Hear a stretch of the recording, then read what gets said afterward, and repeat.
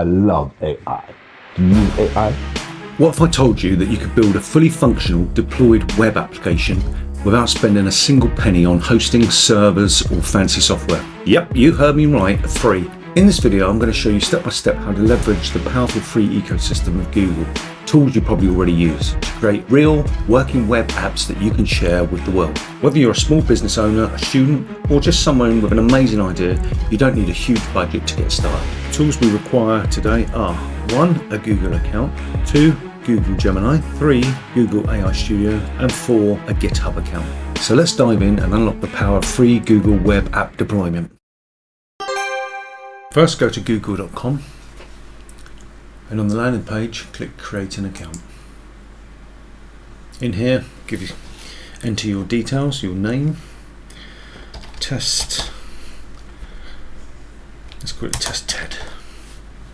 Next, January 1st, let's say 1980. Gender, rather not say.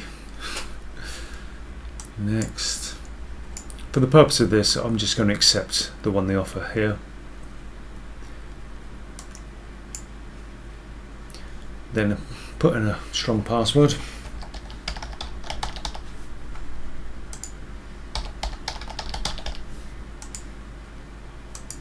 Choose your country for your phone number and then put in your number 077 07 123456. I'm making it up. This will then send the code to your mobile phone and then you enter it here and then you are into your new account. The first thing we want to do is use Gemini in order to get us a prompt for Google AI Studio. Rather than just going into AI Studio and just typing in what you want to really get a detailed prompt from Gemini, which I can then paste into AI Studio. So let's get on with that. We're typing in Google's AI Studio, what prompt would I use to generate an app for an electronics engineer? Submit that. It won't take very long.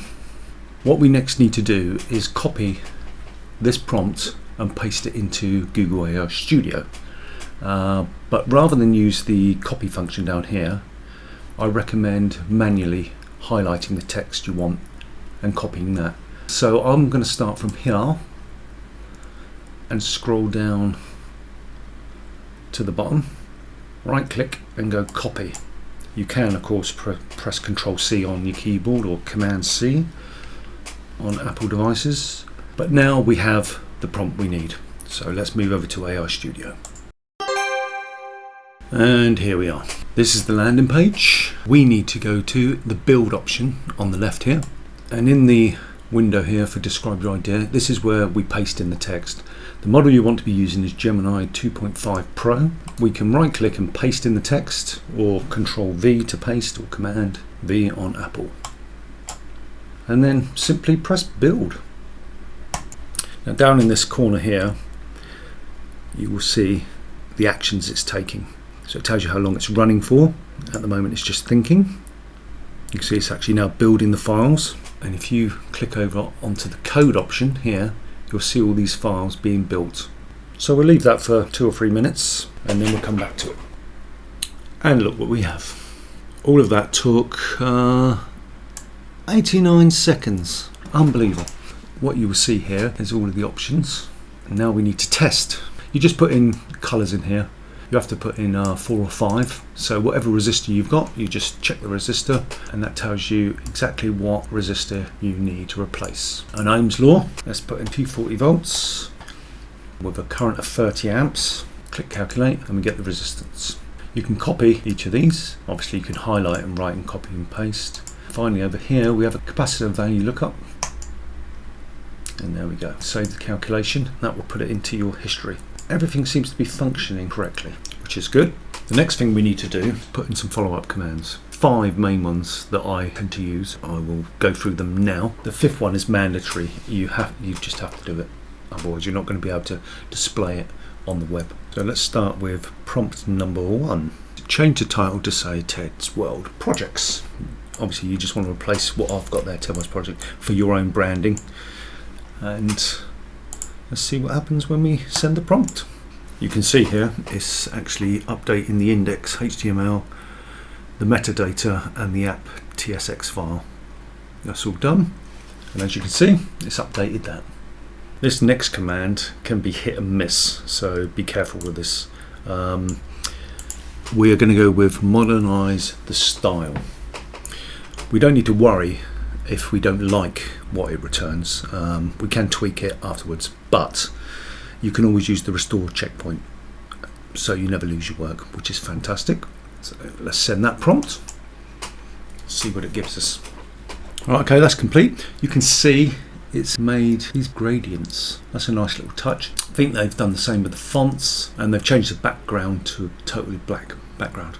Yeah, nice, that looks good. We're happy with that. So let's move on to number 3. We want to add a copyright icon and copyright information to the footer of the app. So let's send that prompt. As you can see, that's now been added. Okay, add a README MD file with a polished description of the app and its features and functionality. Currently, we don't have a README file, and we're going to need this for when we publish this on GitHub. Now, send the prompt. That's completed. Let's go and see if the file is there. There it is. Lovely. All the information in there. That's good. Now, this prompt is mandatory. You have to put this in, otherwise it's not gonna load correctly in your browser. I tried lots of different workarounds, but nothing works better than this. So I'm just going to issue the command, can you make this a pure HTML? And what this will do is it will rework all the files into a HTML state ready for GitHub. And there we go. We now have all of the files we need.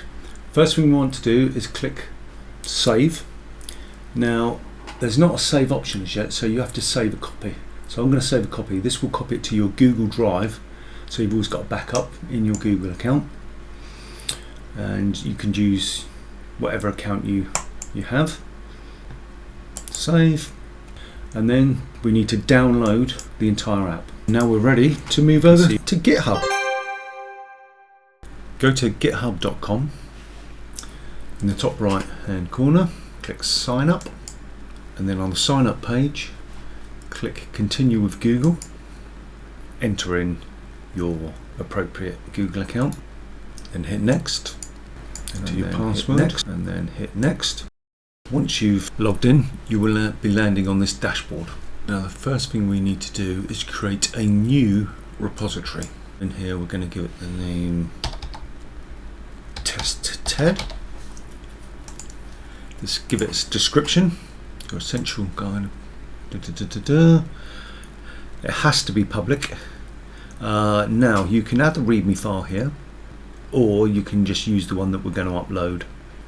I tend to like it to add a license, a Creative Commons license. I'm not going to add the README file because we're just going to copy it up. And then you simply click Create Repository,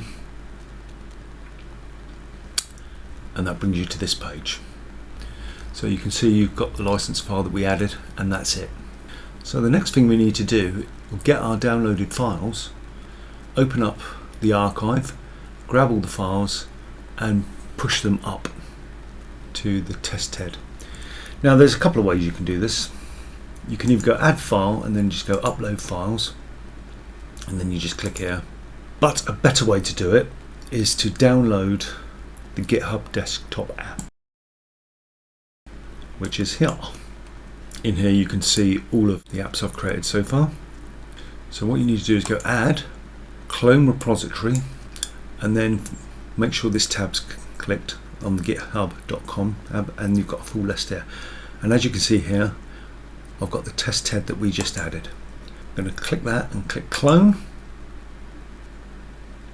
And what that does is that writes to a directory locally on your hard drive.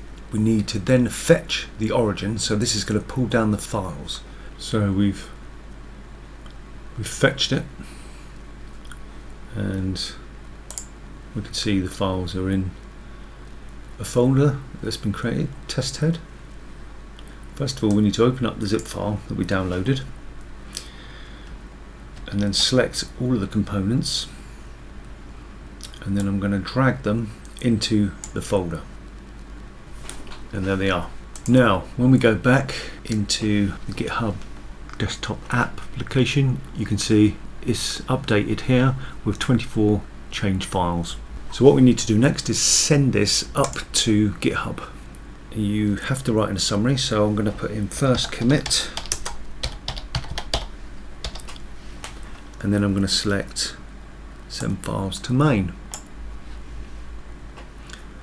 Now pressing that when you commit to main doesn't actually push the files up there. I'm not sure entirely what it does, however you need to push the origin. Now you can see all of the files are now uploaded. This is the standard README file. If you don't want to publicize the fact that you've used Google AI Studio, just edit the file, and up here just remove this section, the AI Studio image. So let's delete that. Then we're going to commit change. Okay, as you can see, that's now fine. If we go back to the main listing, you can see that's all tidied up. Okay, so next, now here we get to the good bit. Click on settings, click on pages. This is the piece we need to change or allow us to publicly display on the web. So under none, select main, because that's the main branch, which is the root, and then click save. This takes about 2 to 3 minutes, but if you leave it for 5 minutes, we'll come back. You will see it will change here, and we will actually have a URL. Okay, it's been 5 minutes. Click settings again, pages, and there you go. Your site is live at tedsworldprojects.github.io/test TED. So if we click visit site now, there we have our web application available to anyone. As you can see, that looks pretty good. Let's test this all working. Net resistance, can I copy that? Yep, that's copied. Let's put in 240, 30 amps, UK electric supply. So it's got resistance of 8 ohms. And down in the capacitor value, that gives you the closest type, and obviously it records all of the history, which you can clear. And the beauty of this is you can save this. You go save as, and you can do the web page complete, and now you have an offline toolkit. You can now offer this by giving them the URL, and at this point it's up to you whether you want to give it away for free, as I am, or you want to monetize it. But we'll save that for another video. Bye, have a great time.